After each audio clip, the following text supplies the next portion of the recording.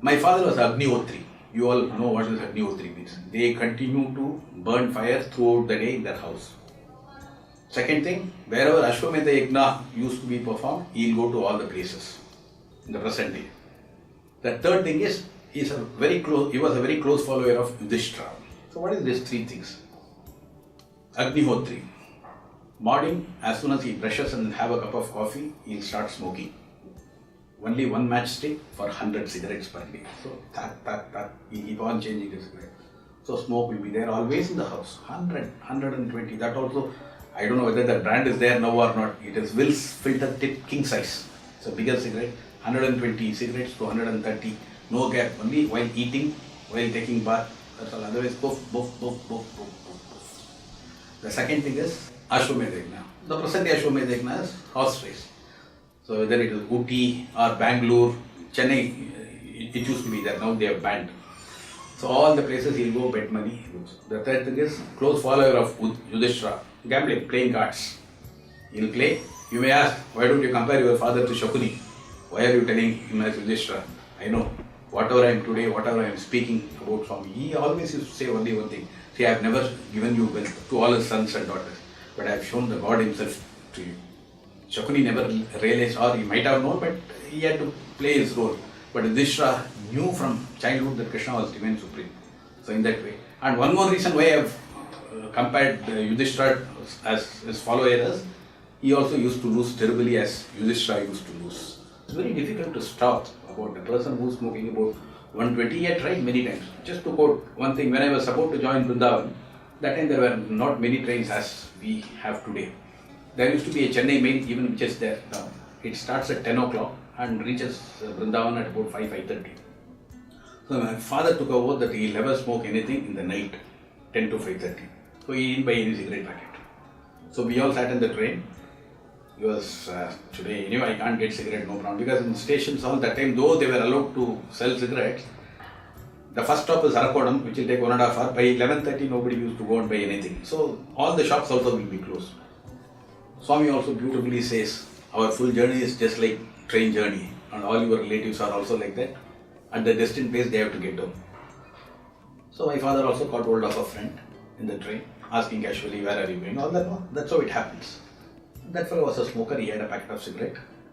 I said the train starts at 10 in the night. So by 11 o'clock, that fellow slept. My father became highly restive. He opened that fellow's bag, took the cigarette, smoked.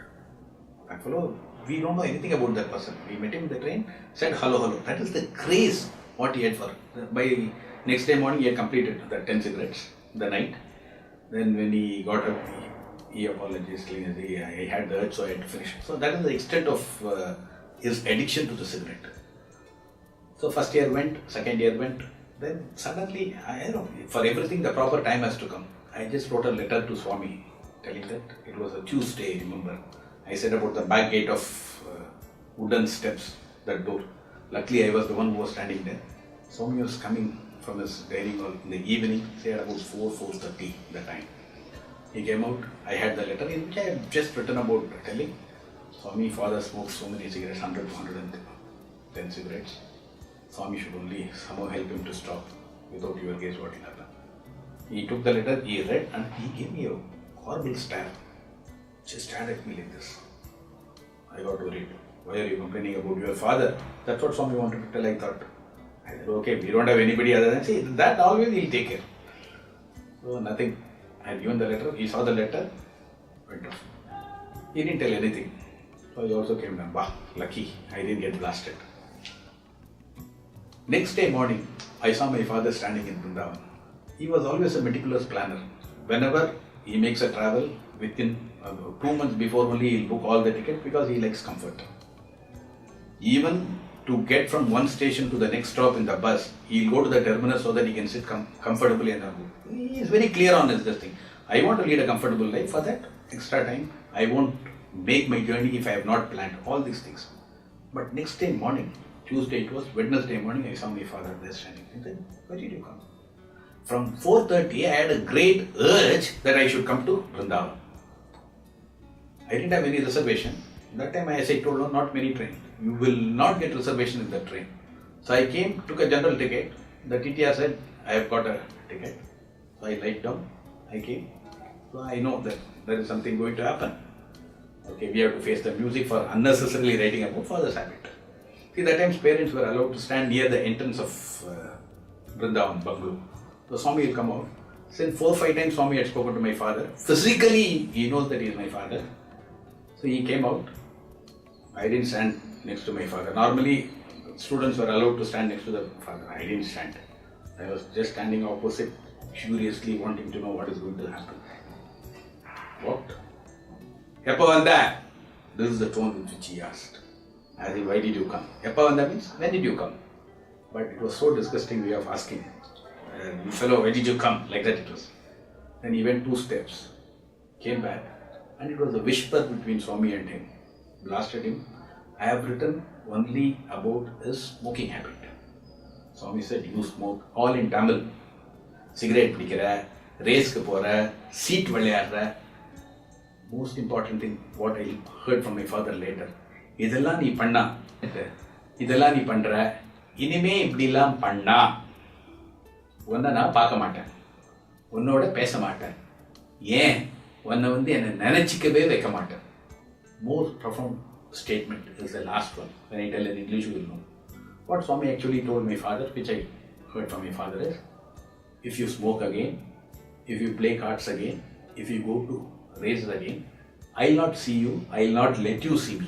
See, I will not let you see me.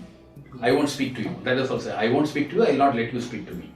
Why? I won't even allow you to think of me. That's an authentic statement from the God, only God can say. I will not let you think of me. He went off. So after Swami went for darshan, he asked, what did Swami tell? Hey, Poche, that's what, there, gone, everything gone. He said, I should not smoke, I should not play cards. Did you write anything? I said, why I should write? Why unnecessarily I should tell him? Later though I told him. Yeah, what I told is truth. I never told him that you go to race. I never told him, I never told Swami that you play cards. So I took that as the line. It is something like Ashwatthama, Raha, Kunchara and Mahabharata. You have to be safe. So this happened, and my father, he was very, whatever is said and done, he is one of the greatest devotee of Swami, always thinking of Swami. I am really blessed that I had such a wonderful father. Then he said, see, Swami surely will ask you when you go inside. He'll ask, Appa enna sonar? Tell Swami that Swami should only give me strength to do all these things. Race and cards, okay, I can always stop. But the smoking, I doubt very much. That's what he said. So as soon as I entered, Swami said, what did your father tell? That's what Swami said. I said, Swami is strength iyala ani chepparu. Swami, my father said, Swami only should give strength. So casual. See, many times we miss the divine words. Later only we realize the significance of that. Swami said, Porapo atom bomb energy. So casual. Porapo atom bomb energy. Go, atom bomb energy. So casual. It is more of, see, when you tell something, why should I do like that? No. Very casual, Porapo atom bomb energy. Very casually he said, he went. So that gap was about 1 hour. Then I went out. I saw my father crying like a baby. See, my father is a very highly egotic person. Even when his mother died, he was very much attached to his mother, he never cried. Telling that, in fact, there is one more beautiful thing. When he was about to burst, he called one of his relatives telling that I have become orphan because my grandfather was no more. But as soon as he said the word orphan, he heard Swami telling, how can you, see, normally Swami, when he is speaking to him physically, he used to speak in Tamil. But otherwise when he gives communication, he always used to speak in English with my father. How can you call yourself orphan? Am I not your father and mother? This is what Swami told him very clearly in his ear at the time when he was about to die. See, that is the beauty of it. So this atom bomb energy, I came out, he was crying like anything. I said, what happened? Why are you crying? I thought, this fellow went and... See, normally it takes, in spite of you allowed to stand near the gate, it will be 2 or 2.5 hours gap in the morning. They will come at 7 o'clock. Swami sometimes will come at 7:30. By the time he finishes round everything and then goes inside, it will be 9:30. So the 2 hours gap is always deadly for him. Because by 2 hours you would have finished about 10 cigarettes. If you would have been in other places. No, the tension will build. I said, what happened? Did you go outside and then smoke? I asked. I had my own worries. Surely Swami will ask, this fellow will continue to smoke. Ni nana atla, ni atla, then I will be getting the prasadam of all that. I was wondering. We never understand his great words. We don't know the significance of what he speaks. 99.99% we will be only in Maya, enjoying his beautiful things. No, tell me what Swami told. I said, you first stop crying. He said, no, tell me what Swami told. I said, Porapo atom bomb energy. This is what Swami told. I asked Swami, he said, Porapo atom energy. Then he started crying more and more. It was a horrible experience for me because I have never seen, as I told, I have never seen my father shed a drop of tear. And I consoled him. Did you smoke cigarette? No. I went out. The urge was very great for me to smoke. But Swami had told me not to smoke. I didn't know what to do. So one brilliant idea came to my mind. Because like my father, so many people were there who used to go out immediately and have darshan. I go and talk to a fellow who smokes. And that fellow will blow out the smoke, I inhale that. I am not smoking. I am a passive smoker. That is the thought that had come to my mind. So I went. I got hold of one of the devotee. I said, I am coming from Chennai, eagerly waiting for that fellow to blow. That fellow was not blowing. I prayed, let him blow, Swami. Then he blew. Believe me, I could not bear the smell of tobacco. I ran from the place, I have come inside. I ran from the place, come inside. See, this incident tells so many lessons, it teaches so many lessons. Without Swami Sankalpa, nobody can think of him. He had told very clearly, I'll see that now when I'll ensure that you don't even think of me if you do all these things. That one, without my Sankalpa, nobody can come to my physical presence.